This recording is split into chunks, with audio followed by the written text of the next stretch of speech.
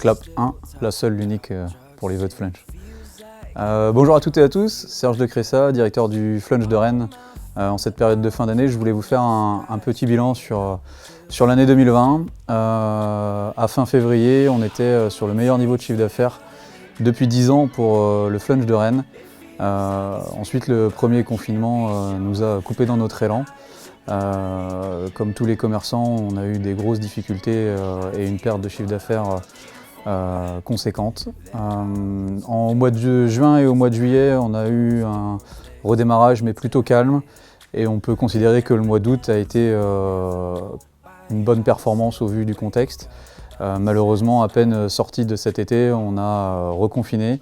On a pris des mesures pendant ce premier confinement notamment pour accompagner nos collaborateurs avec des créations de groupes WhatsApp pour garder le contact et aussi la prise en charge à 100% du salaire sur le premier confinement, ce qui est une mesure très importante et qui, pour les 8000 collaborateurs de l'enseigne Agap, a coûté 9 millions d'euros et ça a été forcément très apprécié par nos équipes. Le deuxième confinement nous a permis d'avancer sur d'autres sujets, la création d'un club à faire pour l'année prochaine et aussi la création d'une association humanitaire avec Brian Pambal, capitaine de l'URB Basket. C'est une association qui a une vocation humanitaire et qui va venir aider les jeunes en Côte d'Ivoire sur l'éducation, le sport, la malnutrition et l'anti-gaspillage.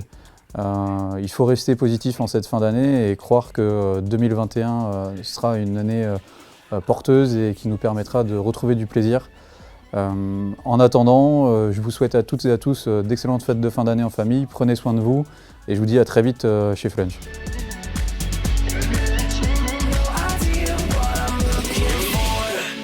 C'est bon ?